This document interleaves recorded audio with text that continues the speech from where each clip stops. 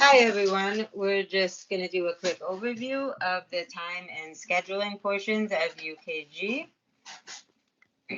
You're always going to want to start by logging into the pro side of the app first. I am already logged in for this test session. Typically, it will prompt you to log in. You can navigate to Ready from any of the time clock, schedule, timesheet, or time off buttons. We're going to start with the time clock. From the time clock, you can see my most recent punches for today listed on the bottom half of the screen. Most people, when clocking in order to set their department and their project code, before they click clock in, you're going to want to click change cost center. If you just click clock in, then you're clocked into your primary department and location. If you work in multiple sites, you will want to click change cost center.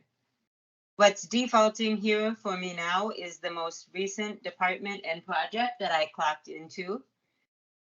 When I click the drop down in the department field, you can see the other most recent departments that I've clocked into to select from the quick search drop down. We will go through the full menu for demonstration purposes. So you click browse, and across the top of the screen, we are on the search tab, but you can also click on tree view or list view. So we are in the department field. And my search term is residential. My search results show department 913 is residential, and that is correct. And the process is the same for the project field. The project field in UKG is what was known as the location field in Paycom. This is where you will indicate the individual that you are working with, the individual or the group home that you are working at. I'm not going to search for an individual for this demonstration, so I will just select a random code. The last field on this screen is activity overrides. Most of the time, you will not need to indicate anything in this field, and you can just click the OK button to clock in. However, there may be some rare circumstances where you may need to enter an activity code for your shift. I'm going to click over on the list view to show the descriptions of these codes. Driver time is specific for the youth mentor department. Job exception, you should only ever use this activity code if you've been instructed by payroll, human resources, or your supervisor to use it. It's most frequently used when someone is going to camp or some other extended out-of-town trip, and in which case you would likely need to use job exception. But again, do not use job exception unless you've been instructed to do so. Shift lead is applicable to Manchester only. And you'll also see sleep time here. All of our sites, all of our 24-hour sites that already have designated start and end times for sleep time, those differentials were built in the system. You do not need to select sleep time. The reason this is here is occasionally there are circumstances that would require you to work with an individual who does not have sleep time already because they're not a 24-hour site. If for whatever reason you are working with an individual that does not have set sleep times and you need to transfer to sleep, you would select it here. For purposes of this demonstration, we have no activity, and I click OK, and I am now clocked in. You can navigate to your timesheet directly from the home screen in Pro, or within the Ready app, you can click the hamburger icon, which is the 3 lines in the top left corner of the screen. And under the My Time section, you will see timesheet. And I'm going to click on current timesheet. I can see my timesheet now for the current period of October 1st through October 15th.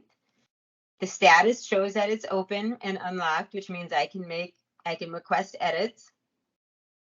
You can see on Monday, October 3rd, there is an exclamation point. When I click on that arrow next to Monday to expand that section to find out why I am receiving a notification on that day, and it's because you can see here, I was scheduled from 8 a.m. to 4 p.m. on that day, and my time card has no in punch and it has no out punch. The highlighted yellow AB is a code for absent. That means that I was scheduled to work, but I did not clock in. If you if you see an instance like this and you did not work, you can ignore the warning. However, if you did work and you forgot to clock in or out, you would need to submit a change request to get those punches in there. In order to submit a change request, on your screen, on the bottom right corner, next to the Save button, you can see the 3 dots. Click on those 3 dots and then click on the option Change Request. There are multiple change types that you can select from. Add an in punch, add an out punch, add time entry. That means you're going to add both an in and an out punch. If you had an in punch existing, do not add a new punch in. You're going to want to modify your existing in punch. If you add a whole new punch, it's not going to fix anything because then you'll have 2 in punches. In this case, on October 3rd, we forgot to clock in and out. So we are going to click Add Time Entry. You select the date, which is October 3rd, and you select the time, the in time, and the out time. You need to enter a reason why you forgot to clock in or out.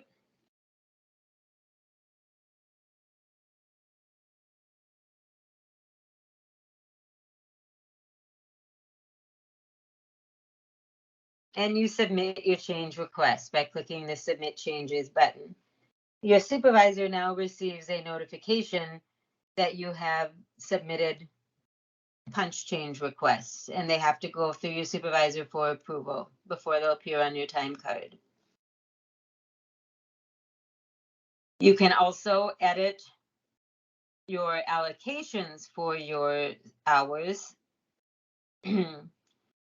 If you selected the wrong department or if you selected the wrong location or project, you can submit a request, a change request to modify cost center.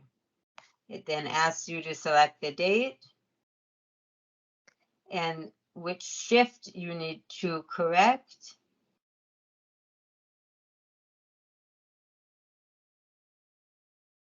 Or which project you need to correct.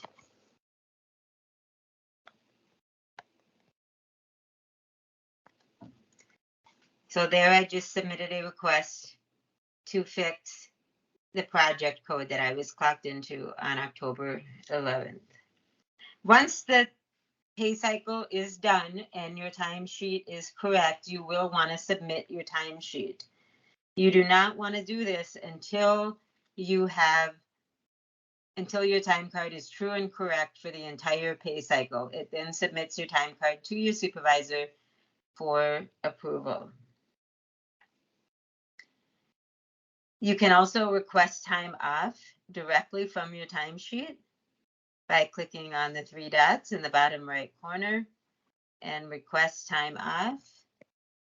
You select the type of time off that you're requesting. And then if you're going to select a full day, multiple days, or a partial day, I think the majority of us will be using partial day bulk option to submit our hours.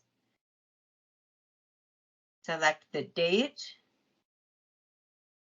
When you enter partial day bulk, it allows you to manually type in how many hours you want to use. If you use one of the other options, it doesn't allow you to manually enter how many hours you are requesting.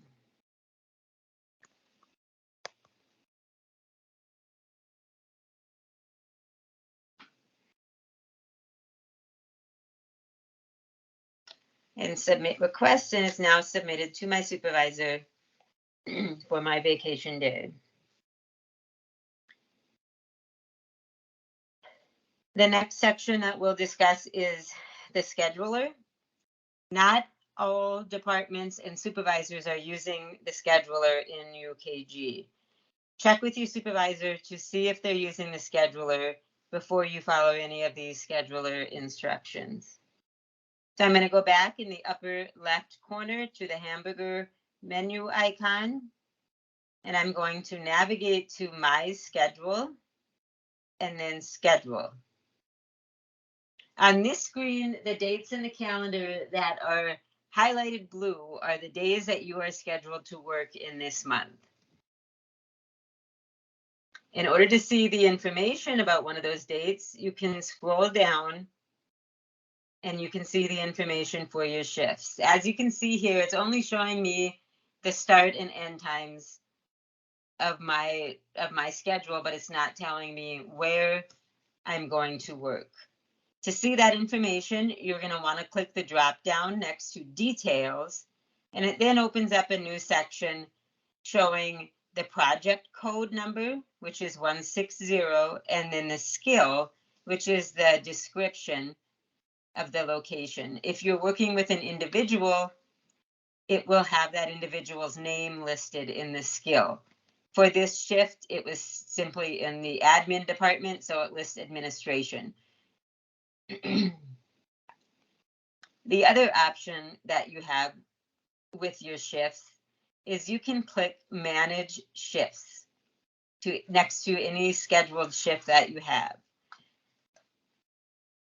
When you click Manage Shift, you have two options. You can request a shift swap with another employee within that schedule group, or you can just put a broadcast message out there to everyone in that schedule group that you need someone to pick up your full shift, the first half of your shift, the second half of your shift, and then you would select all of the employees. If there's an employee not appearing on this list, it's because they are not available during that time frame of your shift to work it. We're going to cancel that, and we're going to go and request a shift swap. So now the shift that we are requesting to swap is on October 31st, Monday. We will not be here on that day, so we're going to request to swap it with a shift on November 1st with Pam. And this means that if she agrees to this swap, she will work my shift on October 31st, and I will work her shift here on November 1st. When you click Submit, it sends a request to that employee. And if that employee approves it, then it goes to the supervisor for final approval. Shift swaps and open shift requests are not finalized until they have cleared supervisor approval. The other thing that you can do from your schedule screen here, if you click on the three dots in the Action Center again, you can click Show Open Shifts. Now this is going to show you all the days in the month here that have open shifts that you can request to fill. Any day that has dots on it now on the calendar has an open shift on that day. If I click on October 26th, if you look on the line for October 26th, on the right side of that, you can see a calendar and a pencil. To request this shift, you click on that little icon on the right side. and it gives you the information on the shift. And if you would like to request to work that shift, you check the box and you click submit. Just like the shift swaps and the coverage request, it has to pass supervisor approval before it is finalized. And that is everything that we have for time and scheduling. Thank you.